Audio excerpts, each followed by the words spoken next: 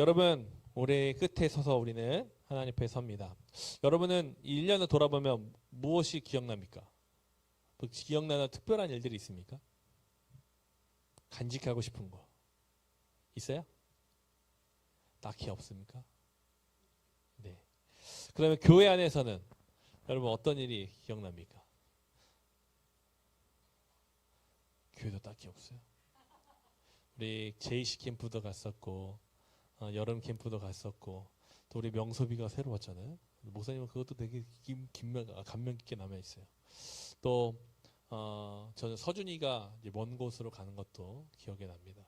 또 우리 친구들과 같이 예배하고 있었던 시간들이 뭐 구체적으로 하나하나 다 떠오르진 않지만 그래도 같이 이렇게 함께 있을 수 있는 시간에 모여서 있을 수 있는 것이 저한테 굉장히 좋은 기억으로 남아 있습니다.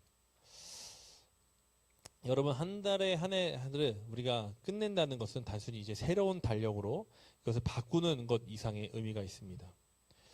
여러분은 뭔가 그림을 그리거나 노트를 필기하거나 막 쓰다가 아니면 혹시 연애 편지 써봤어요? 연애 편지 안 써봤어? 목사님은 많이 썼어요. 네, 많이 썼어요. 그런데 이렇게 막 쓰다가 잘 쓰다가 마지막에 탁 틀릴 때가 있어. 나도 모르게 글씨가 틀렸거나 문장이 내가 마음에 안 드는 것을 썼어요. 그럼 어떻게 될까요? 옛날에 제가 처음에 이제 연애 편지, 사모님 죄송합니다. 연애 편지라는 것을 다른 분한테 썼는데 제가 틀렸어요. 근데 아무 생각이 없어서 감각이 없었어요. 그냥 수정 테이프로 지웠네. 그리고 거기다 다시 쓴 거죠. 그런데 그게요, 헤어짐의 원인이 되더라고요. 네. 그걸 어떻게 다시 쓰지 않냐, 그걸 어떻게 지워서 쓰냐, 이런 말다툼이 돼가지고 저도 기분이 상하고 해서 기분이 안 좋아서 굉장히 크게 다퉜던 경험들도 있어요. 그래서 연애 편지를 쓰면 여러분 혹시 이제 앞으로 쓰게 되잖아. 가다가 틀렸어. 그러면 찢어버리세요. 그리고 새로운 종이에 다시 써야 됩니다. 그게 정성의 마음인 것 같아요. 근데 뭐 그런 얘기를 하려고 하는 건 아니고, 여러분, 우리가 이 해가 바뀐다는 것은 우리에게 굉장히 중요한 의미가 있습니다. 어떤 친구에는 이 한 해가 흘러가는 게 너무 아깝게 느껴질 수도 있어요. 그만큼 좋은 기억이 있으니까요. 그런데 우리가 좋든 싫든 우리의 내년에 다시 새로운 달력을 가지고 펼치게 된다는 것은, 시간을 연다는 것은 여러분이 새로운 그림을, 새로운 글을, 새로운 삶을 시작할 수 있는 기회를 맞이했다는 겁니다. 얼마나 중요한 겁니까? 실패했던 사람이 있으면 다시 새롭게 도전할 수 있는 기회가 생긴 거예요. 좋았던 사람들은 그 좋은 것에서 마무리하는 것이 아니라 더 좋은 삶을 이제 힘입어서 도전할 수 있는 거죠. 이제 새로운 삶을 그렇게 여러분이 이제 준비하고 나아갈 텐데, 그래서 우리가 이 마무리하는 것, 맨 마지막에 책을 덮는 일이 굉장히 중요합니다. 우리 함께 이 청소년부 예배를 통해서도 많은 이야기들을 나눴습니다. 우리 첫 번째는 우리 마음 여행을 떠났던 시간들 기억합니까? 분노, 또 답답하고 외롭고 여러 가지 막 우리 삶 속에 일어난 감정들에 대해서 우리가 어떻게 하나님 안에서 그것을 표현하고 이해하고 받아들이고 해소해야 되는지에 대해서 우리가 오랜 시간 나눴어요.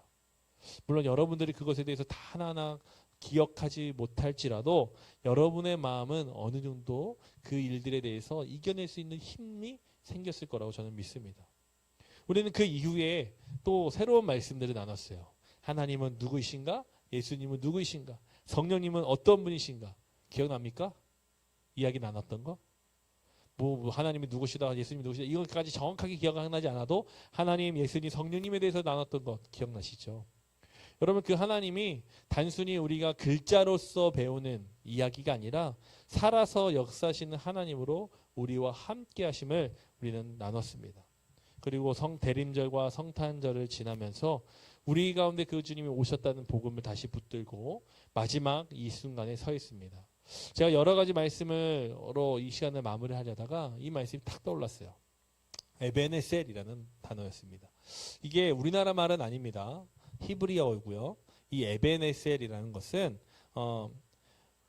오늘의 이야기처럼 하나님께서 여기까지 우리를 도우셨다라는 의미를 담고 있는 단어입니다.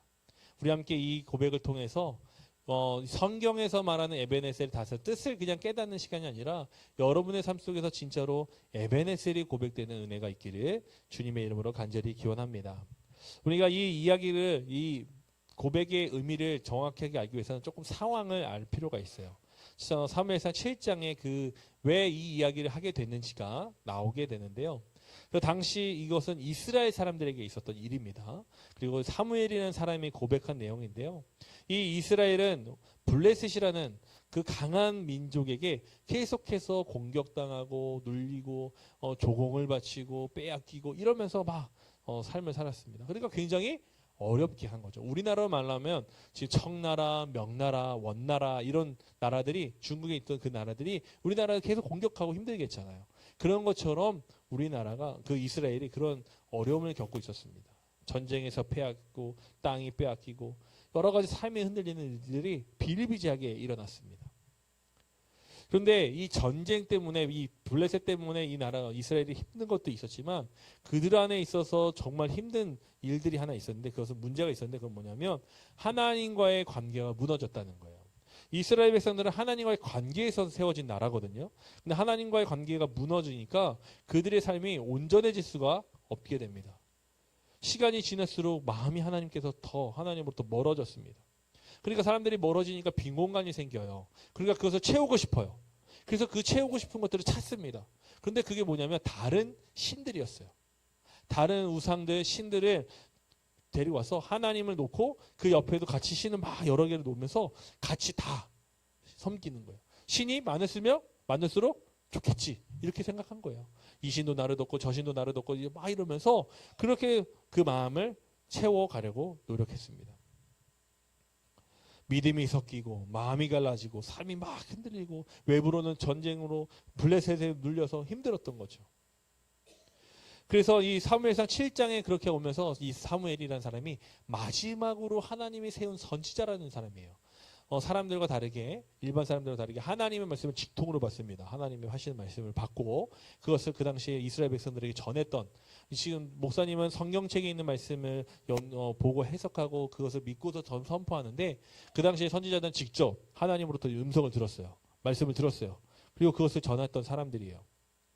그래서 사무엘이 어느 날 하나님께서 지금 말씀을 들은 거죠. 어떻게 하냐면 이 이스라엘 백성들 내가 그냥 둘 수 없다. 이들을 회복시켜야 되겠다. 변화시켜야 되겠다.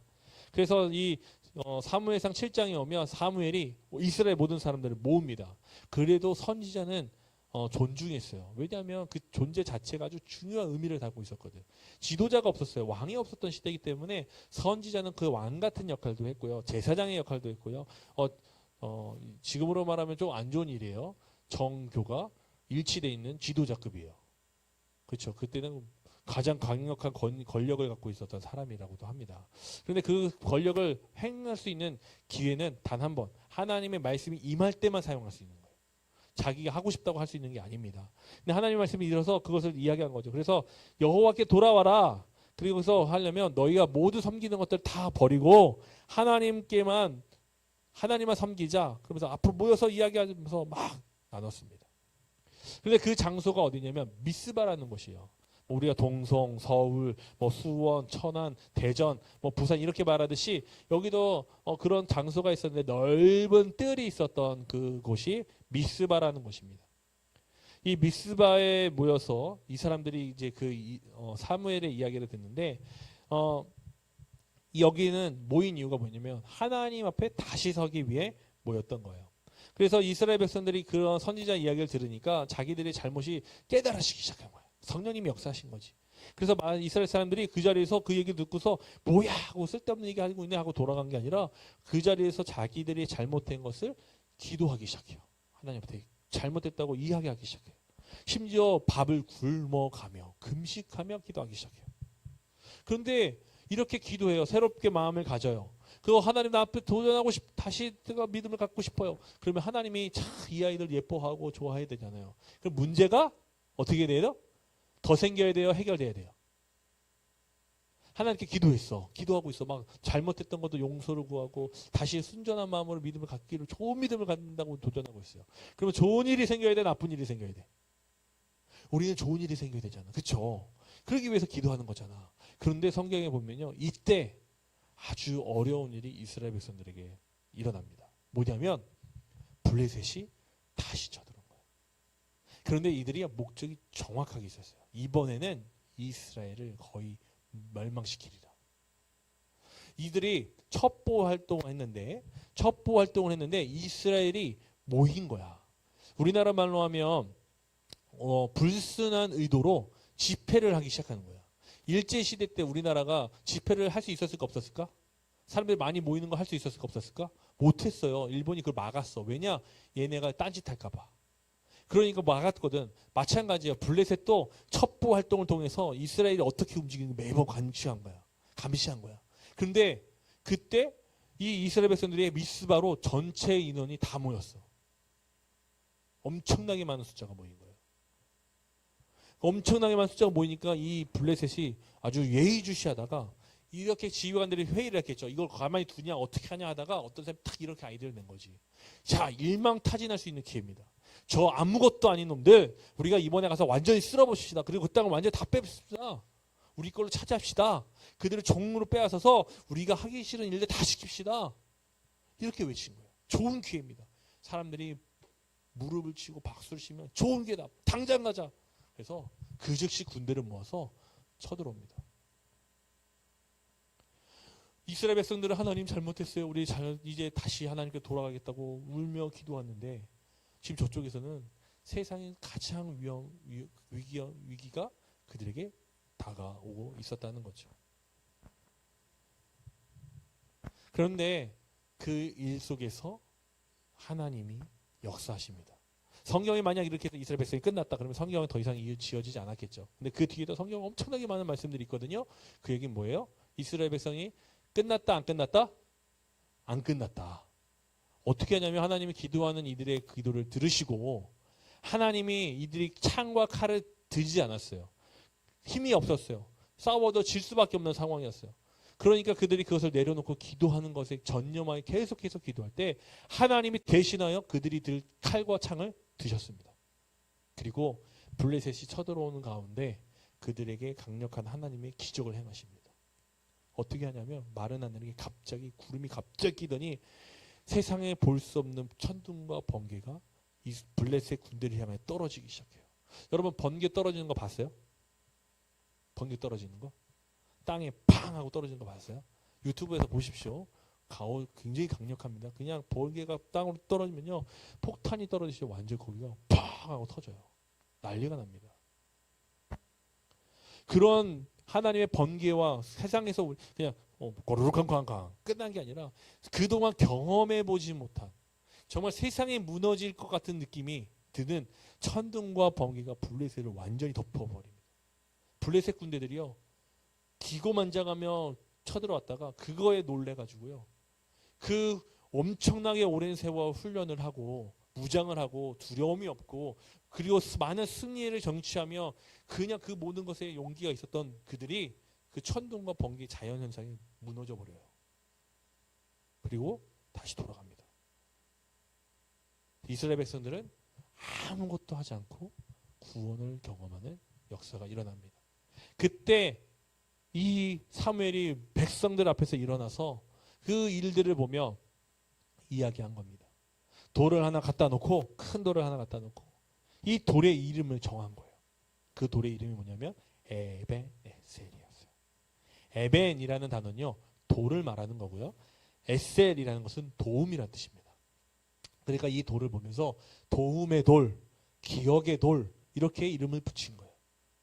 그래서 사람들이 그걸 볼 때마다 오늘 우리를 여기까지 인도하신 하나님, 기적을 베푸셔서 우리를 도우시는 하나님을 기억하라고 이스라엘 백성들에게 이야기한 것입니다. 여러분 이러한 일들 속에서 에벤에셀이라는 것이 고백됐습니다. 그런데 단순히 이것이 이스라엘 백성들에게 뿐만 아니라 오늘 우리에게도 일어난다는 거죠. 여러분 2025년이 마냥 행복했던 사람이 있습니다. 아무 문제 없는 사람이 있었어요? 마음이 슬픈 적도 없고 그냥 힘든 적도 없고 그냥 모든 게 승승장구하고 잘 되고 그냥 잭팟이 터지고 내가 로또를 샀으면 1등도 다 당첨됐을 텐데 이렇게 좋았던 사람 있어요? 그런 사람들 세상에 아무도 없을 거예요. 세상에 많은 사람들은 이 1년의 시간에 희노애락을 다 담고 있습니다. 우리가 기쁨만 있으면 좋겠는데 그렇지 않습니다. 어려운 일이 찾아옵니다. 때로는요 우리가 잘하고 싶을 때 큰 어려움이 더 많이 찾아올 때도 있어요. 그렇죠. 내가 마음 먹었는데 공부하려고 마음 먹었는데 엄마가 그때 얘기하는 거야. 너 공부 좀 해라. 그 짜증이 팍 나죠. 내가 지금 공부하려고 했는데 그 말만 안 해서 내가 공부했을 텐데 엄마가 공부하라는 얘기 때문에 나 공부 안 해. 제가 그 경험담, 제 경험담이에요. 아무 일도 아니었는데 갑자기 친구와 싸우게 돼요. 그 말이 나의 가시가 되어 내 마음을 찌릅니다. 불편해요. 멀어져요. 나도 모르는 사이에 내가 친구들로부터 모함을 당하고 있어요. 나는 열심히 공부했는데 성적이 나오지 않아요. 여러 가지 여러분이 하고 싶은 일들이 있었으나 이루어지지 않는 것 때문에 힘든 일이 있죠. 근데 여러분 기억하십시오. 그 시간은 지금 여러분을 계속해서 힘들게 하고 있습니까? 아니면 지나갔습니까? 그 어려움 때문에 지금 여러분은 계속해서, 물론 지금 최근에 생긴 어려움 때문에 힘든 친구들이 있을 거예요. 그런데 여러분, 그것이 여러분 평생도록 힘들게 할까요? 목사님 지나고 보니까 아니더라고요. 그때는 정말 힘들었는데요. 조금 지나면 그 힘든 게 다 사라집니다. 그걸 보면서 이렇게 생각했어요. 이건 뭐지? 이건 뭐지? 그런데 이 말씀을 통해서 저는 깨닫게 됐어요. 아, 이것이 다 뭐냐? 하나님이 여기까지 인도하시는 은혜였구나. 저는 그냥 저절로 되는 줄 알았어요. 그냥 그렇게 살면 이것도 지나가겠지. 지나갈 수 있을 거야. 라고 생각했는데 그때마다 지나가지 않는 일이 많았어요. 제가 무엇인가를 힘들게 그것을 감내해야 되는 순간들이 있었어요. 그런데 신기하게도 그때 너무 힘들어서 기도하는 것도 조차 잊어버렸을 때 기도하면요. 하나님이 그 안에서 물꼬를 트셔요. 막혀있는 것 같은데 살아날 구멍을 만드셔요. 하늘이 무너져도 솟아날 구멍을 있다. 그게 언제 나타나냐면 기도할 때 나타나더라고요. 그걸 통해서 하나님이 정말로 우리의 삶을 이끌어 주시는구나. 이것을 은혜라고 기억하게 하셨구나 라고 제가 믿게 되었습니다. 자, 이제 여러분에게 이 에베네셀의 삶이 펼쳐졌습니다. 여러분 지금 이 자리에 있죠? 이 자리에 있는 것은 우연히 일어난 일이 아닙니다. 많은 사람들은 저절로 된 줄 알아요. 종훈아, 도연아, 영섭아, 너네 저절로 고3 됐고 대학교 가니? 가만히 있으니까 됐어? 아니지? 더 열심히 할 거야 싶은 생각이 들지. 서진아, 그렇지. 왜냐하면 지금 우리 친구 고3들은 알 거예요. 내 인생이 이렇게 결정되는 것이 좀 당황스러울 수도 있을 거예요. 우리는요 저절로 되지 않습니다. 여러분 저절로 되는 것과 같은 과정 속에 있지만 그렇지 않아요. 여러분은 지금 여러분이 정말 피땀 흘려야 될 일 속에서 하나님이 그 피와 땀을 흘리지 않도록 도우셔서 여러분이 지금 이 자리까지 있는 것입니다. 에베네셀은 다른 사람의 이야기 아니라 오늘 우리 모두의 이야기입니다. 여러분 이제 우리 내년에 이 기도에 더 많이 도전하려고 해요. 이스라엘 사람들이 우리의 눈으로 보면 총과 칼을 무기를 들고 블레셋과 싸우는 것이 더 현명하고 합리적이라고 생각합니다. 세상은 그렇게 보죠. 하지만 이스라엘 백성들은 가장 중요한 그 순간 기도하는 일을 멈추지 않았어요. 기도는 누구의 방법일까요? 하나님의 방법입니다. 세상의 방법과 하나님의 방법 중에 하나님의 방법을 선택했고 그들은 그 안에서 하나님의 기적을 보셨습니다. 우리 내년에 우리는 그 일들을 도전하고 싶습니다. 세상 사람들의 도전을 아니라 세상의 도전이 아니라 저는 여러분이 하나님의 방법으로 도전하여서 세상이 만들어낼 수 있는 결과보다도 더 강력한 결과를 이뤄낼 수 있는 하나님의 사람들이 됐으면 좋겠습니다. 이스라엘 백성들이 블레셋에 직접 맞서 싸웠다면 그들이 승리할 수 있었을까요?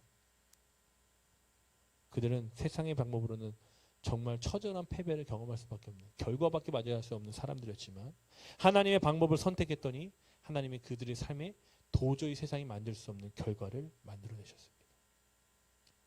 저는 우리 청소년 친구들한테 우리가 졸업을 앞두고 있는 우리 고3 친구들에게 또 우리 선생님들에게 그 일들이 일어나기를 소망합니다. 같이 기도합시다.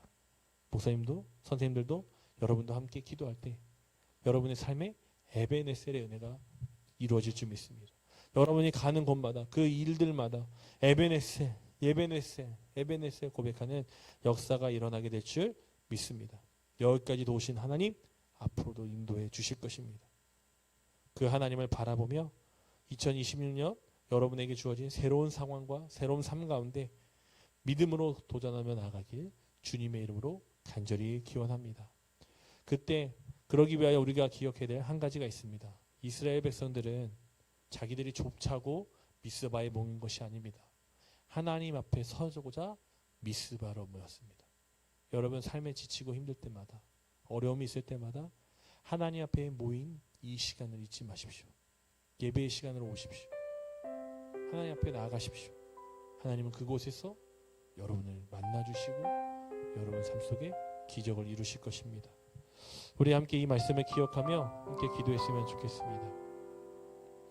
우리 함께 찬양하고 기도할 텐데요. 우리 나의 하나님, 우리 1절만 찬양하고 우리 한 번만 부르고 함께 기도하기 원합니다. 하나님은 여러분을 사랑하셔서 여러분의 모든 것을 돌보시고 여러분을 인도하십니다. 우리는 마르고 우리는 시들 수밖에 없는 인생이지만 쉴 수가 없으신 그 주님이 우리를 돌보십니다. 그리고 우리가 변함없는 주님의 뜻을 만나게 하시고 그 주님을 선택하여 주님의 결과를 만나게 하실 줄 믿습니다. 우리 함께 이 시간 그 일들을 기대하며 우리 함께 마음을 결단하며 우리 찬양하고 기도하겠습니다.